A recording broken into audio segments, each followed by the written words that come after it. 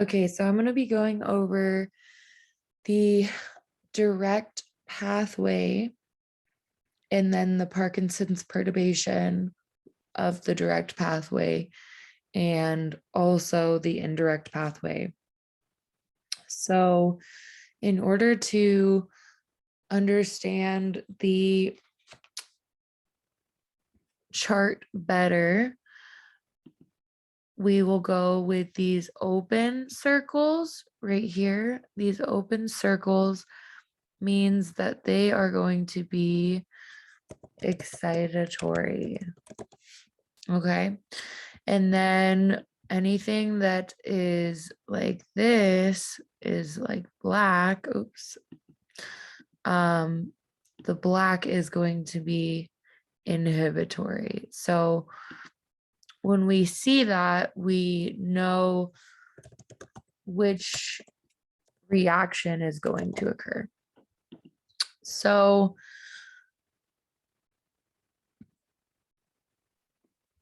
the first step in this pathway of the direct pathway is that the neuron in the cortex fires action potential because it's an excitatory neuron. So you would want to say the excitatory neuron in the cortex fires action potentials.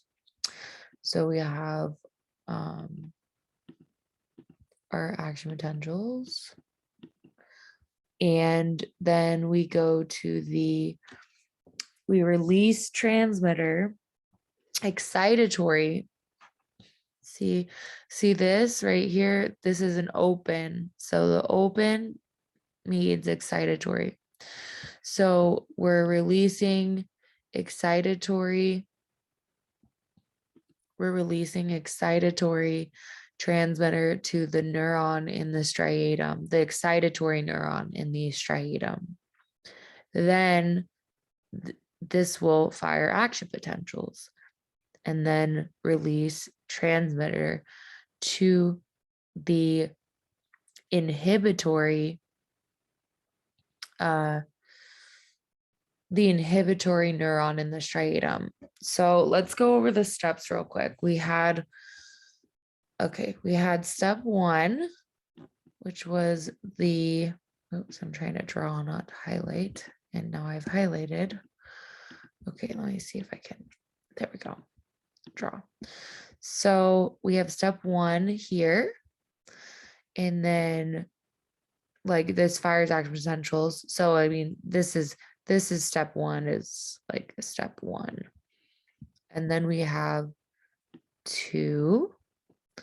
And then this would be excitatory neuron fires action potentials. So that would be 3. And then release of transmitter would be 4. So let's go over the steps. Is 1, the excitatory neuron in the cortex fires action potentials. 2, excitatory transmitter is released to the excitatory neuron in the striatum. 3, the excitatory neuron fires action potentials in the striatum. Just make sure you define that this is the excitatory neuron in the striatum. Then 4 is excitatory transmitter will be released to the inhibitory neuron located in the striatum. And so when you see this, it's a little confusing because you see, oh, black, and you think inhibitory. But the thing is, you want to think of is if something excites, then it turns on. So what we want to do with, let me just change where this is. So if something excites, it means it it turns on. Oops, and now I'm in the wrong area for that. Okay. Of course. So what you can get from that is that this inhibitory neuron is actually being turned on, which therefore means that it would fire action potentials. So the next step, which would be step 5, would be the inhibitory neuron is excited and fires action potentials. The inhibitory neuron of the striatum is excited and fires action potentials.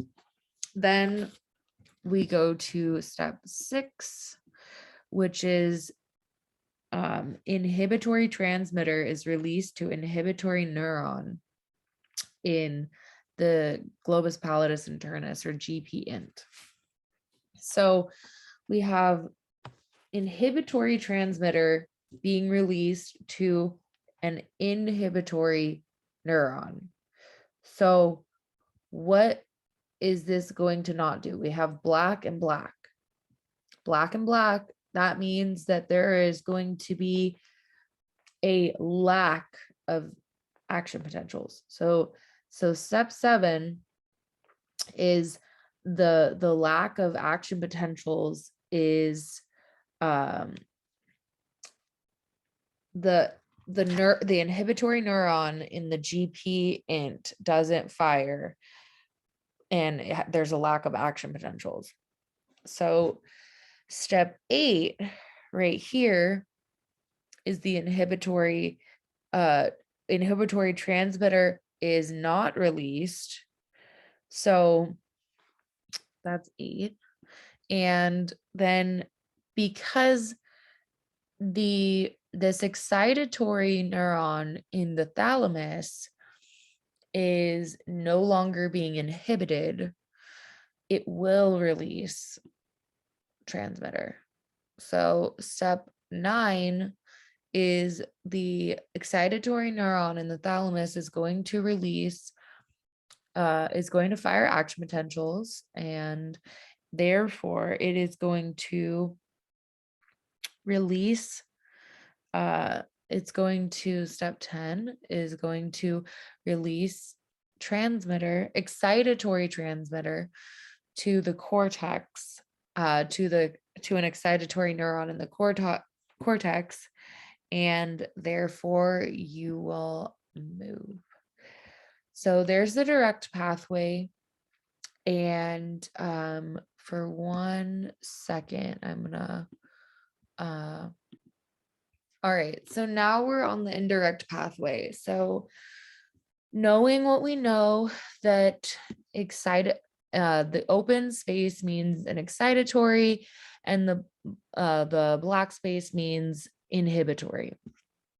So again, we're going to start from the beginning, where we have the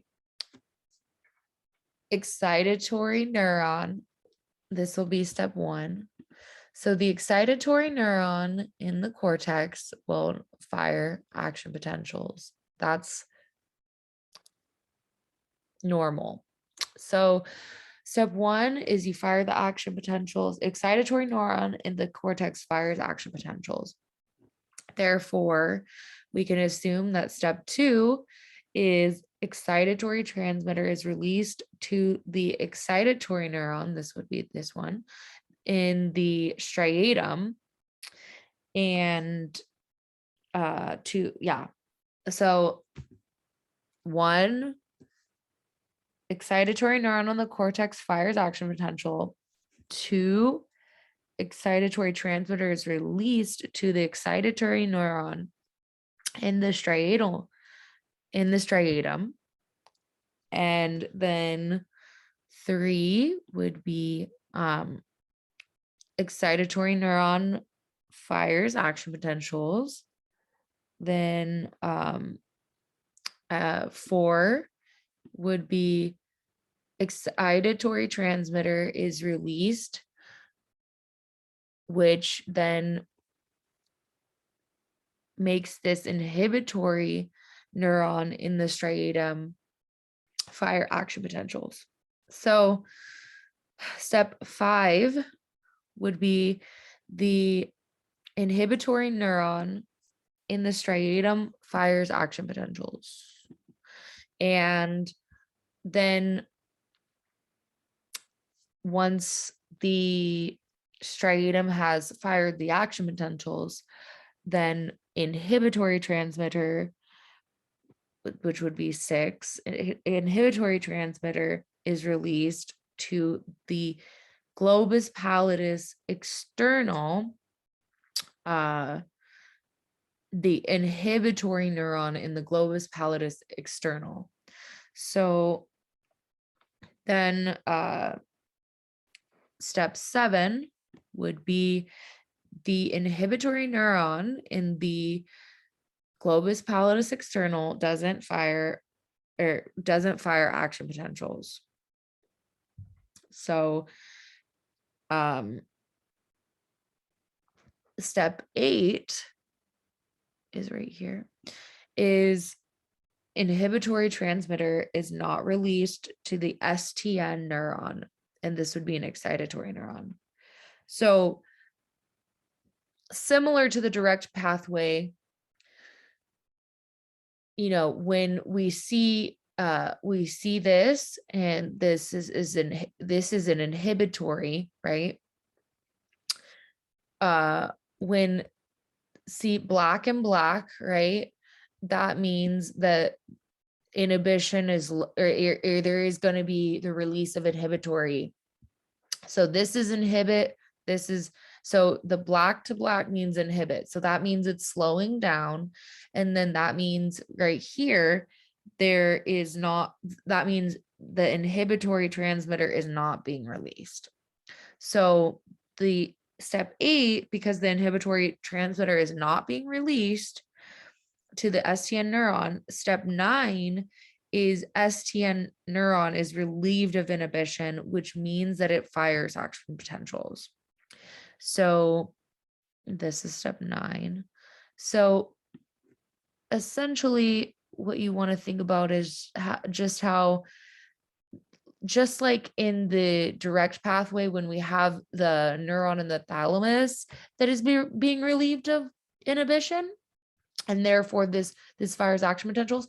Well, it's kind of like similar to this scenario that's happening with the STN neuron in the indirect pathway.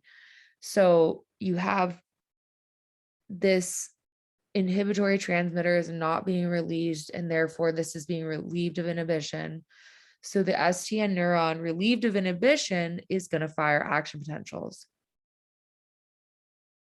And transmitter, excitatory transmitter, will be released to the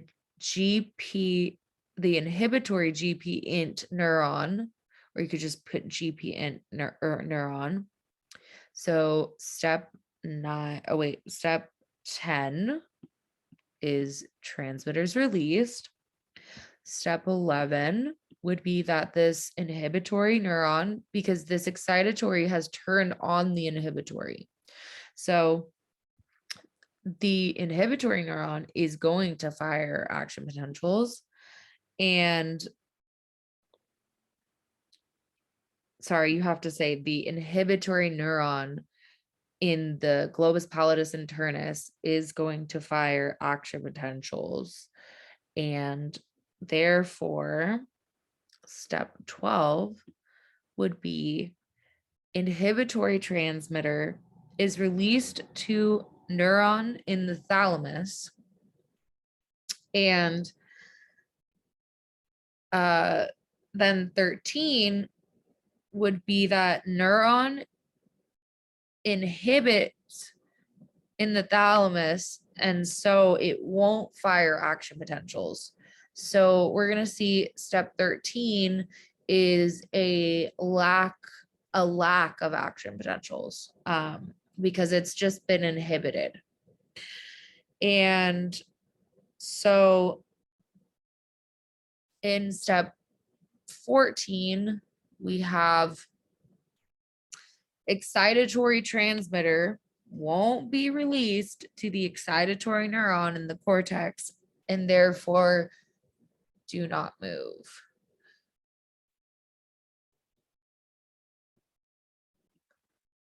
All right, so going back to the direct pathway with the Parkinson's perturbation, I'm just going to highlight the steps and we're just going to go over it kind of quickly. So the first part of this is to understand that this part is what we're paying attention to in the Parkinson's perturbation. Let's just.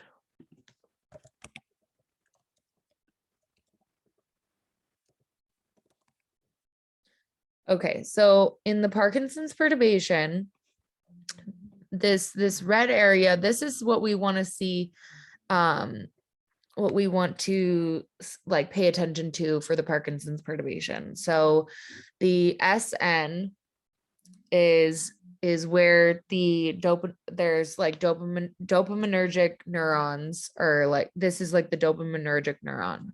So essentially in a normal direct pathway,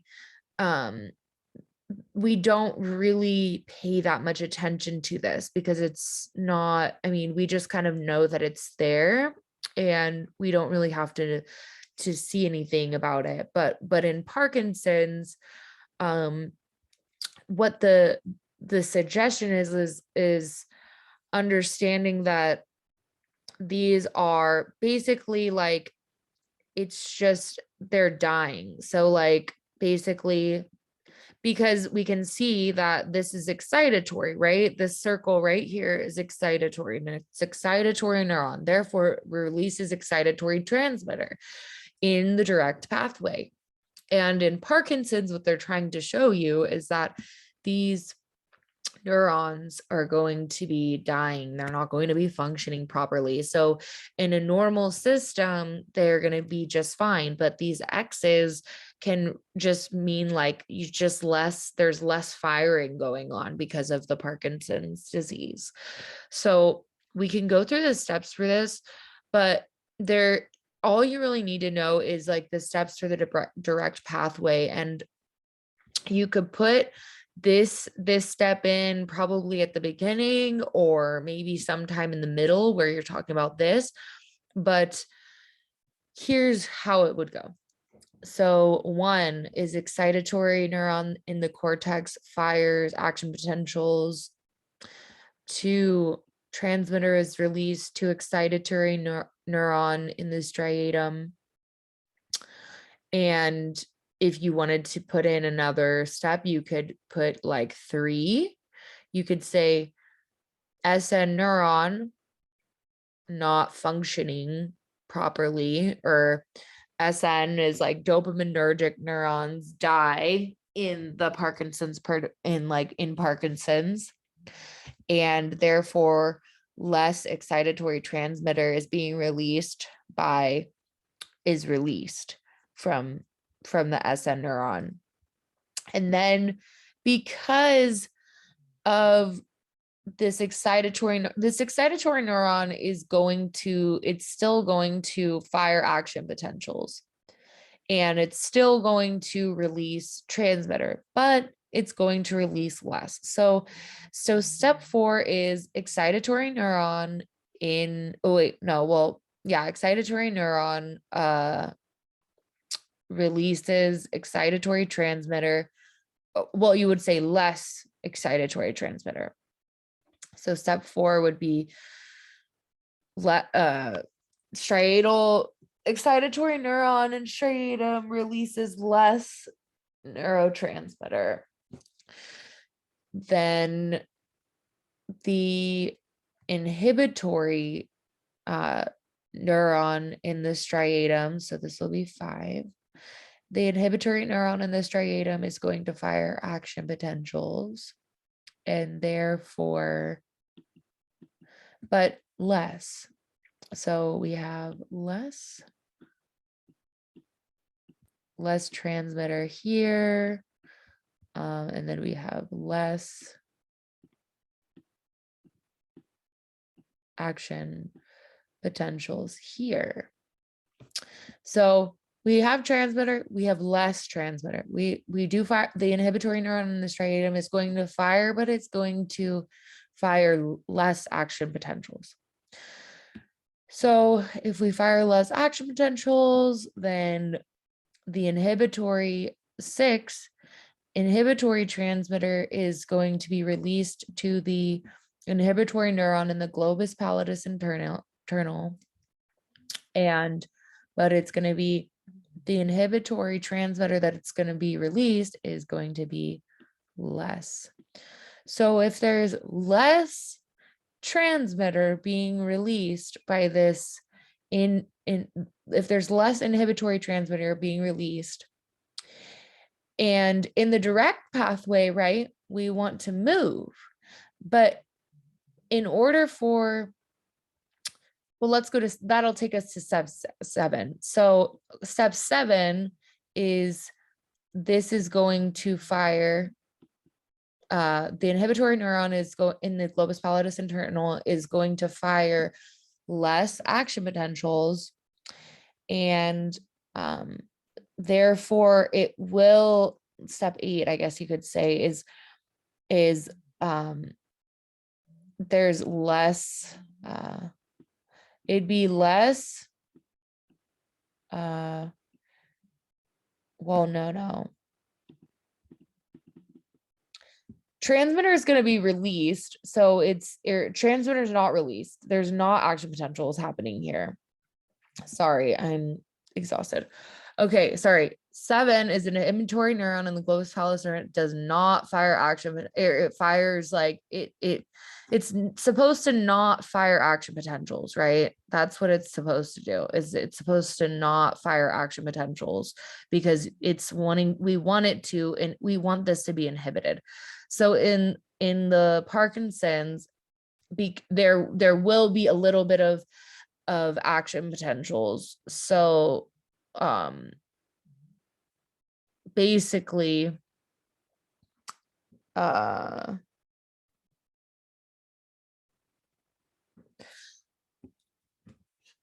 when there is, this is supposed to fire no, okay, so this is supposed to fire no inhibitory transmitter. So basically when this doesn't function properly, step 7, when this isn't it's not firing action potentials. Well, if in the regular way, it's firing action potentials, right? So if in the Parkinson's perturbation, then it probably actually would fire, but like just a little bit. And then step 8 would be that inhibitory transmitter would actually be released more to the thalamus. And so then step 9 is the excitatory neuron in the thalamus is going to fire action potentials, but less. And then it will, again, step 10, it will release it, the excitatory neuron of the thalamus is going to release excitatory transmitter to the excitatory neuron of the cortex. And so, but it's going to be less. And so you just have to like know that because everything's less and less and less as a result of the neurons, the dopaminergic neurons dying, is just less. Everything's going to be, and therefore you will move, but it's going to be, it's going to probably be like delayed movement, or, I'm not really familiar with Parkinson's, but I'm sure it prevents people from functioning properly with their movements. And that's really what there is to understand about that. So anyways, I hope this helps, and let me know if you have any questions.